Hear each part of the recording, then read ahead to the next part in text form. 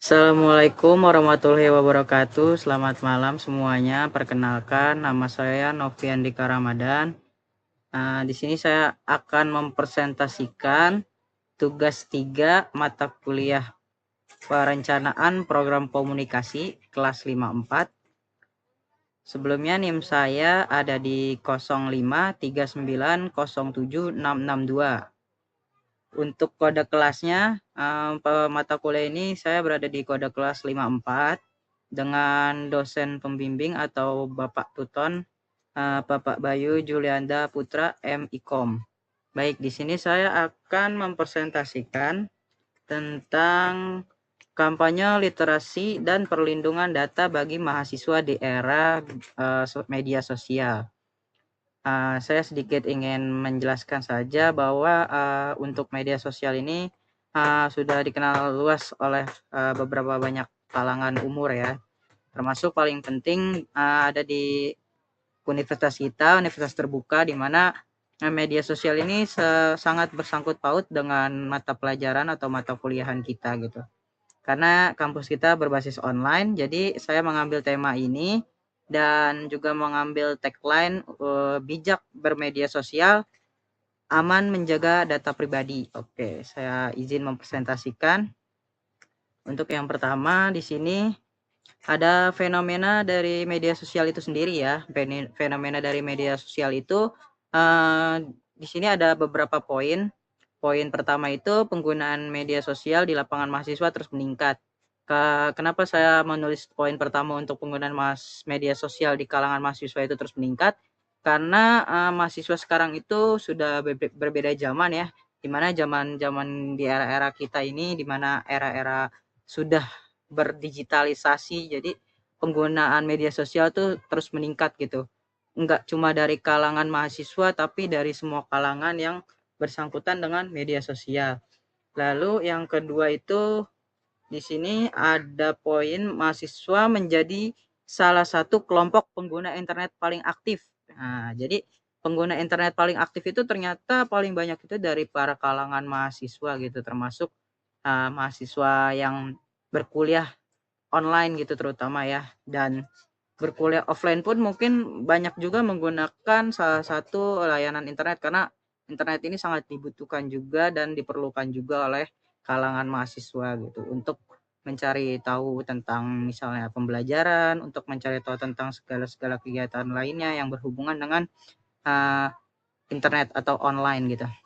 Jadi untuk poin yang ketiga, banyak pengguna masih membagikan informasi pribadi secara terbuka. Nah, ini yang patut untuk kita waspadai ya, karena penggunanya banyak tapi membagikan informasinya itu secara terbuka gitu. Misalnya kita di sini untuk membagikan informasi ini tuh kayak membagikan secara data-data pribadi, itu kan sudah beda ranah ya, dan itu beresiko di poin selanjutnya gitu. Poin selanjutnya itu risiko kebocoran data pribadi semakin meningkat di era digital. Nah, ini salah satu penyebab yang menjadi fenomena kenapa poin ketiga ini bersangkut pautan dengan poin keempat gitu. Karena risiko kebocoran data itu sangat meningkat seiring dengan meningkatnya pengguna internet yang aktif. Oke, di sini ada slide selanjutnya, ada permasalahan. Dari aspek sebelumnya yang berkaitan dengan fenomena, permasalahan itu ternyata ada banyak juga. Nah, berikut adalah poin yang saya rangkum tentang masalah-masalah apa sih yang terkaitan dengan keamanan digital gitu. Yang pertama itu ada rendahnya kesadaran tentang keamanan data pribadi. Nah, ini poin pertama ini mungkin masih banyak dari pengguna internet yang tidak menyadari gitu akan kesadaran keamanan data pribadinya di ranah digital ya. Lalu di poin kedua itu ada kurangnya edukasi tentang perlindungan data. Nah, jadi di media sosial itu sebenarnya kalau kita baru membuka media sosial itu suka ada dia namanya peraturan atau privacy pengguna gitu. Nah, itu adalah sebuah edukasi sebenarnya tentang perlindungan data kita gitu. Tapi beberapa user atau beberapa pengguna itu jarang untuk membacanya karena mungkin dianggapnya tidak penting, dan ya sudah dianggapnya itu cuma peraturan yang biasa saja, padahal sebenarnya itu di dalamnya ada edukasi tentang perlindungan data digital gitu. Terus selanjutnya itu ada tingginya ancaman penipuan dan pencurian identitas. Nah, untuk yang poin terakhir ini memang sudah banyak sekali ya tentang ancaman penipuan dan pencurian identitas gitu. Dari segi digital itu ternyata tidak cuma kitanya doang yang lupa akan kesadaran data, tapi ada orang-orang jahat yang memanfaatkan untuk menipu atau mengancam pencurian data identitas. Dari slide selanjutnya ada urgensi program. Jadi urgensi program ini diperlukan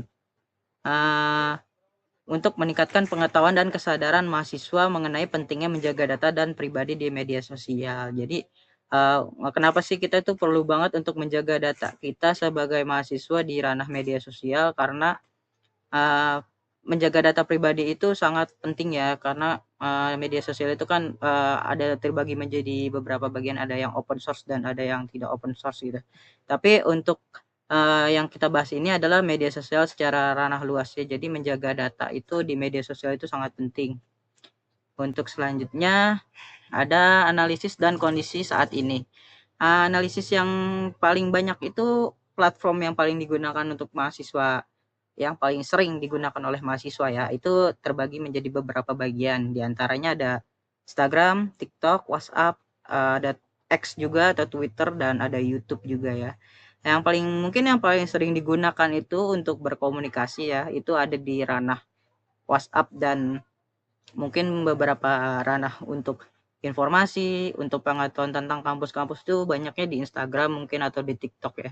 Kalau untuk di X ada juga, tapi mungkin beberapa pengguna itu jarang menggunakan X karena X itu mungkin hanya beberapa user, mungkin dari beberapa mahasiswa itu mungkin jarang ya, tapi saya pribadi pun tidak menggunakan Twitter untuk media sosial kampus. Yang hanya saya gunakan itu mungkin dari segi Instagram dan WhatsApp-nya saja kalau untuk media sosial digital kampus gitu. Lalu di sini ada beberapa temuan masalah ya. Masalah yang paling banyak ditemukan itu kebanyakan sih diantaranya sebagai beberapa poin yang udah saya rangkum ini, ada mengunggah data pribadi secara berlebihan, lalu menggunakan kata sandi yang lemah gitu. Contohnya kayak menggunakan kata sandi pasportnya 1234567 8 gitu kan, gampang sekali untuk terbobol ya oleh orang-orang jahat gitu. Jadi sebetulnya itu kalau untuk meningkatkan kata sandi itu sebaiknya kata sandi itu dikombinasi dengan huruf kapital dan beberapa simbol di akhirnya gitu. Itu untuk memperkuat keamanan data-data pribadi kita juga ya di internet gitu. Lalu selanjutnya itu ada kurangnya memahami pengaturan privasi akun. Nah, ini yang paling penting juga di poin 3. Lalu di poin selanjutnya itu tidak menyadari risiko penyalahgunaan data. Nah, ini yang paling terakhir ini penting banget karena menyadari risiko penyalahgunaan data tuh sangat penting ya. Contohnya kayak akun kita dipinjemin ke orang lain gitu. Lalu sama orang itu di akunnya itu dipakai hal-hal jahat gitu. Itu kan membahayakan juga gitu bagi si pemilik akun gitu, untuk untuk terbobol akunnya atau untuk ke-hack atau untuk digunakan untuk hal-hal yang berbahaya gitu. Jadi sebaiknya untuk poin yang terakhir ini sih wajib banget untuk dihindari ya, karena penyalahgunaan data itu berbahaya banget. Lalu di sini ada identifikasi masalah gitu. Dari beberapa hal yang sebelumnya disampaikan, ada masalah utama yang mungkin harus lebih diperhatikan lagi ya dalam bermedia sosial gitu. Masalah utamanya yang paling pertama itu rendahnya literasi terkait keamanan data. Lalu yang kedua itu ada kurangnya pemahaman risiko kebocoran data. Yang ketiga itu ada kebiasaan membagikan informasi pribadi secara terbuka. Nah, ini yang poin 3 ini, itu biasanya itu kita itu sering sering tidak sadar gitu bahwa kita itu telah membagikan informasi pribadi kita secara terbuka. Contohnya informasi pribadi yang secara terbuka itu ada di situ ada nik kita, ada tanggal lahir, itu kan privasi banget ya, apalagi sudah ada alamatnya, lalu alamat kita bagikan secara digital di media sosial, itu sangat berbahaya sekali gitu. Lalu yang keempat itu ada minimnya edukasi tentang keamanan digital. Yang kelima itu ada rendahnya pemanfaatan fitur keamanan akun media sosial. Nah, jadi untuk poin yang terakhir ini sebenarnya setiap media sosial itu sudah memiliki keamanan digital. Nah, contohnya kalau di WhatsApp itu ada two verification. Jadi two verification itu kita itu begitu kalau mau masuk ke akun itu minta kayak kode verifikasi. Nah, kode verifikasi itu bisa kita dapatkan dari SMS, bisa didapatkan mungkin kalau uh, itu kita masuk dari media sosial lain bisa mendapatkan lewat WhatsApp, atau ada juga yang lebih aman lagi itu sebenarnya lewat telepon. Namun yang paling sering dipakai oleh uh, keamanan digitalnya media sosial itu kebanyakan lewat WhatsApp atau SMS.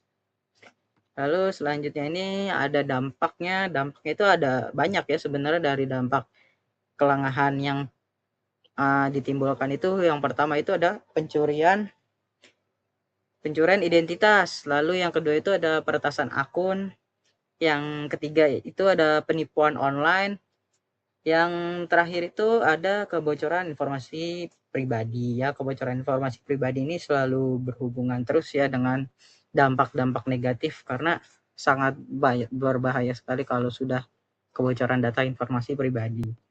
Di sini saya juga merangkum beberapa analisis SWOT, yaitu yang pertama ada strength atau kekuatan, akses internet yang luas, mahasiswa aktif di media sosial.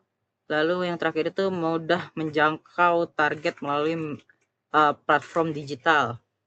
Lalu yang kedua itu ada weakness atau kelemahan. Kelemahannya itu ada banyak ya. Kelemahannya itu sebenarnya ada banyak, tapi di sini saya hanya mengambil 2 saja dari kesimpulan yang banyak. Yang pertama itu ada kesadaran keamanan digital yang rendah, lalu yang kedua itu ada kurangnya minat terhadap edukasi keamanan cyber. Nah, yang poin terakhir ini banyak sekali yang lemah akan edukasi tentang keamanan cyber gitu.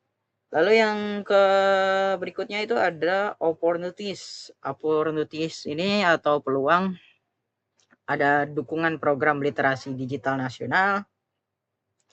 Lalu ada tingginya pengguna media sosial. Lalu yang terakhir itu ada threats atau ancaman. Ancaman di sini ada 3 ya yang menjadi ancaman.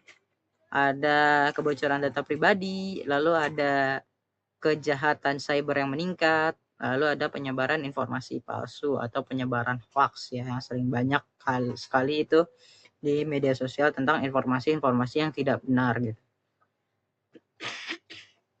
Ya, sampai sini kesimpulannya itu ada banyak ya.